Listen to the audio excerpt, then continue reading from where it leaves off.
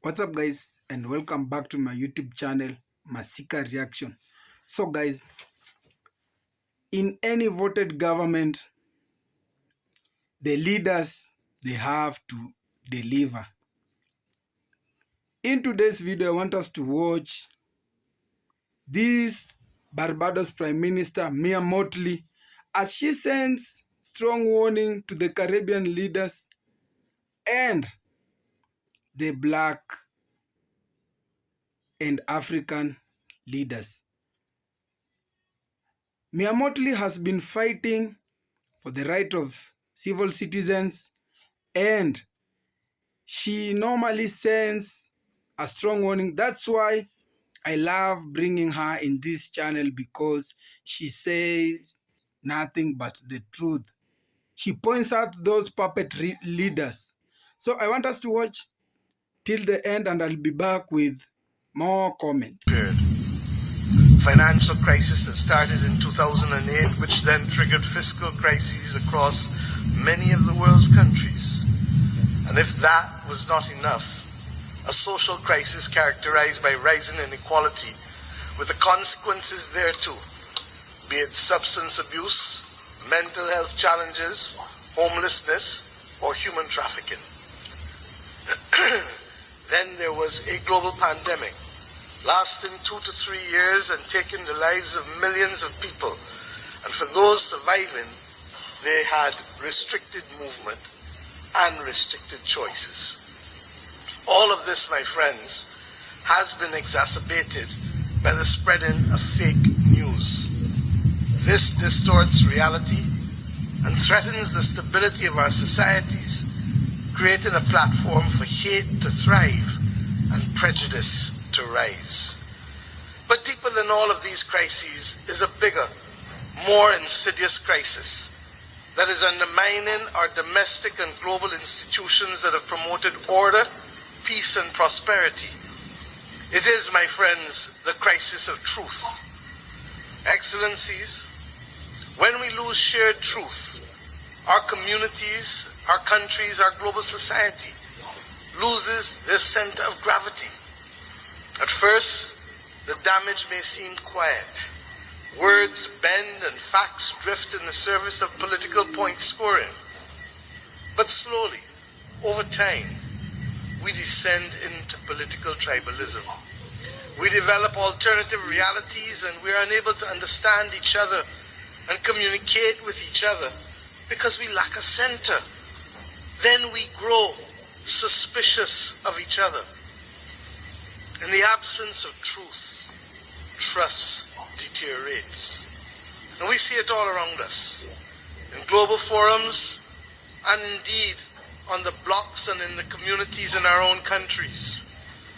Trust between neighbors, trust between the governed and the governing, trust in our instructions, trust in our social order, trust in our health systems, trust in our global rules, governance structures. It all seems, in the words of Chinua Achebe, to be falling apart. When we lack truth and we lack trust, law becomes theater, news becomes spectacle, and science becomes just another opinion. As I've had cause to say in this great hall on a few times, our world today worryingly resembles the world of 100 years ago. And this has become even more evident with the closing of our borders to both goods and to people. This has magnified the geopolitical tensions which had already taken root. Disturbingly, war regrettably has only entered the daily lexicon of the West, not when thousands were dying on the continent of Africa or in Myanmar, but when war came to Europe. Nevertheless, we still call for peace in the Ukraine. Only yesterday, a leading British newspaper reminded us that for 500 days, 260,000 people, virtually the population of my country, 260,000 people have been trapped in the Sudanese city of El Fasher. The article reported that while political progress stalls, those who attempt to escape are killed, and those who remain inside are starved. The world must not ignore the horror in Sudan. But of course, I don't need to remind you that it must not ignore the horror in Gaza.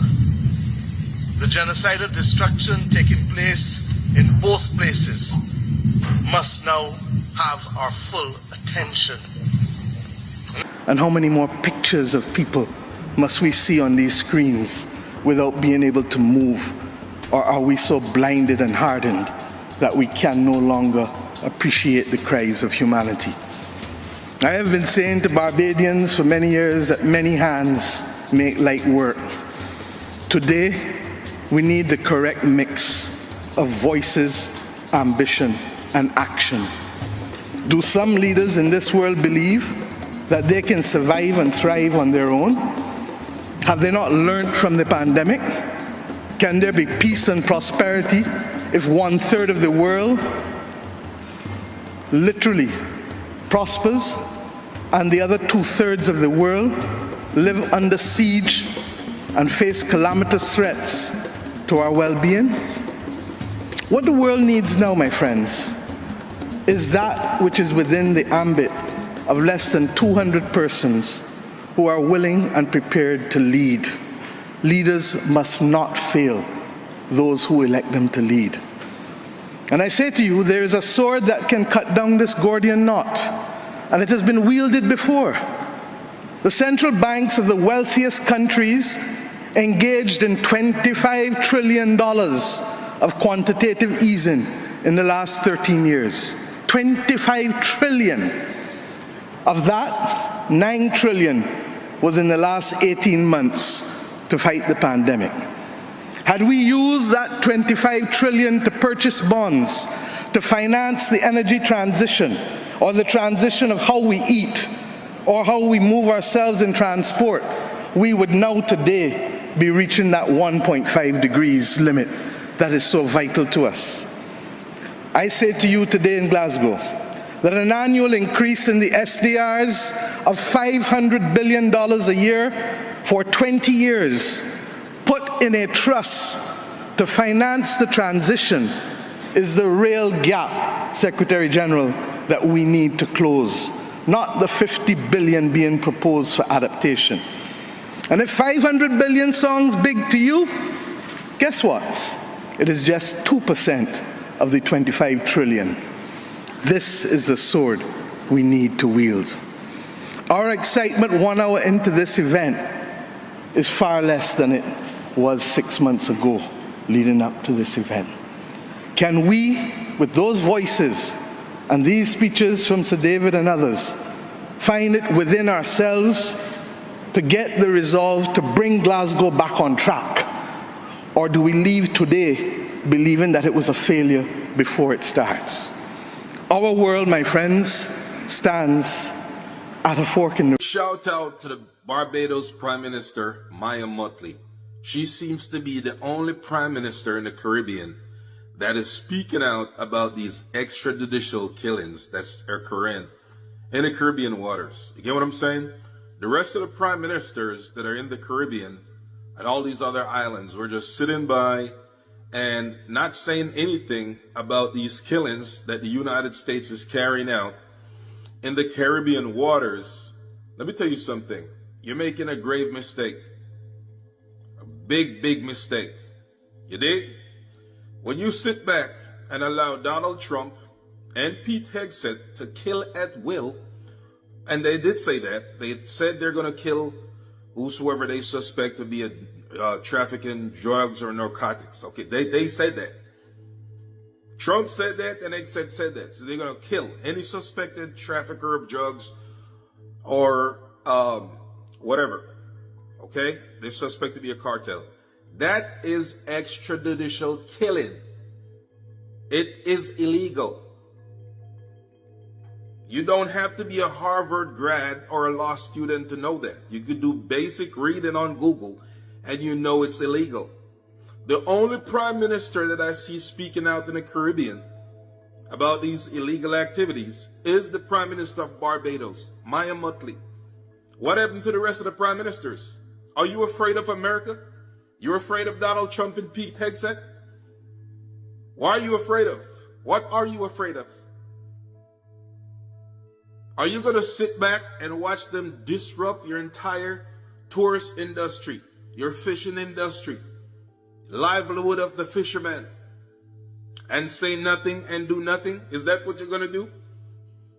Because you're so scared of the big bad USA. Well, thank God we got prime ministers like Maya Mottley from Barbados. Thank God we have those people who are educated, sensible, and speak out against this injustice and this bullshit that they're doing. People with a brain know it's bullshit. But a lot of you prime ministers in the Caribbean leaning back and you're scared.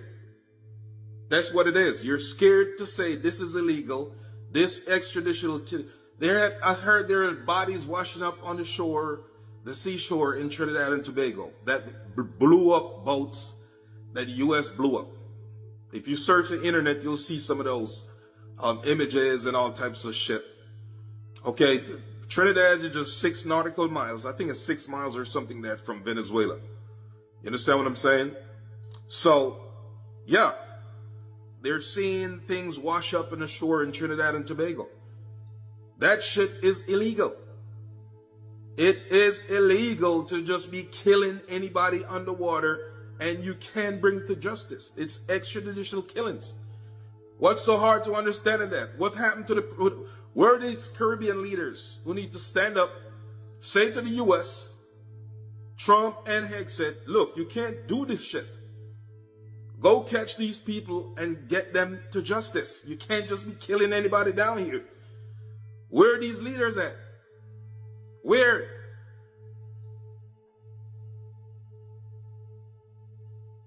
If you're out there fishing, be safe. Peace. So guys, hope we've watched the full clip. Yes, the warning to the leaders is that they have to do whatever they were voted in the office. I totally agree with this because for you to be in our office, you came with your manifesto and you told the people you will deliver. But when you are just sworn in, it turns out to be absolutely the opposite. So the one who are suffering are the citizen or the normal voter. The person who voted for you, it turns out that he or she is the one who is suffering. Yet, the moment he went on the ballot box, he was voting for you for the good governance and good future. Remember, a bad governance is a bad nation. For instance, when we see the Jamaican, we have got those puppet leaders whom just they were elected and they ain't delivering anymore to the citizens. When it comes to GPD, they take it for their very own personal purposes. They don't even consider that citizen who voted for them. Without forgetting, there comes a time they will just come back when the election are near. They will just come back and lie to these citizens that when you elect me for the second time, I'll do this, I'll deliver this. No, Mia Mottley, she is now pointing for them and telling them that they have just to deliver whatever they were elected to do. Remember the main purposes of a governance. They have to provide security. When a government has failed to provide a security for its own country or its own citizen, the country is in big trouble. Another thing that the government has just to take care of its citizens, it is the health. Health is one of the most important thing in a government task. They have to build hospitals and they have to pay the doctors. If you don't pay the doctors and if you don't build hospitals, where will your people go to get their medication? And if you don't buy the medicine are being taken by these leaders to their own pharmacies, while a normal citizen is just suffering, looking for a health so that he can survive for tomorrow. Where do you want these people to go? If they die, who will vote for you tomorrow? This was a question asked by the Mottley. If you don't take care of these citizens, who will take care of them? Yet they are the one. They don't have that much. They can't just be at the parliament, all of them. So you came, you manifested, and they choose you as their representative. So you are the one whom they are looking upon to, so that you can go there and say their needs and come back and deliver them. Another thing is that you have just to provide education. Education is one of the most important part, again, in government's agenda. When we have schools, when we build more schools, we create employment because teachers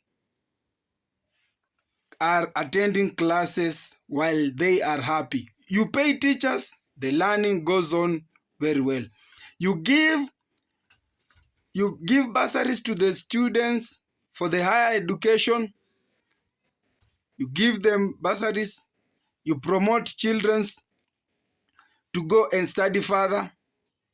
That's one thing that it's need to be done from the government so that it can say it has delivered its promises to the citizen.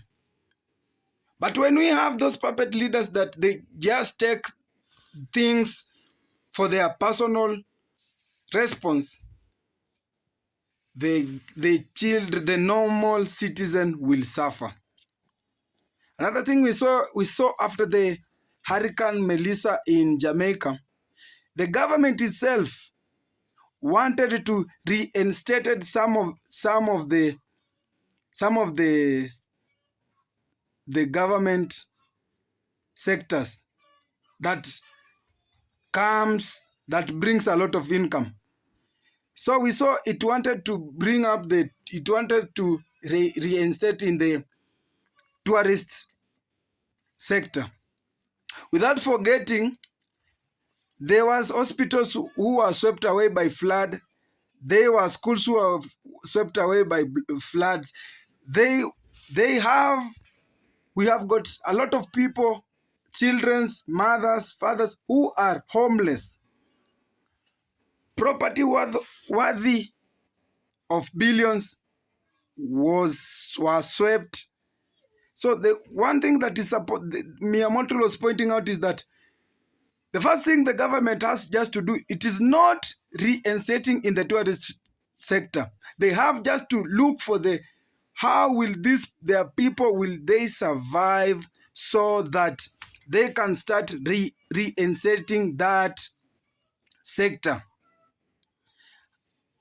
On this part, I am in hand with Mottley, because you have just to take care of your own very people so that you can start. They are the people who will help you to build that tourist sector so that it can attract a lot of people, because the country is now in good shape, is now in good state, because you have just done what they voted you to do. Mottley is one of the best leader who is coming out and pointing. That's why I love this Prime Minister, Barbados Prime Minister. because she talks about nothing but the truth and pointing out those puppet leaders and sending them a warning to do whatever it's supposed to be right. So guys, thank you very much. That was all for now. Till next video, God bless. One love.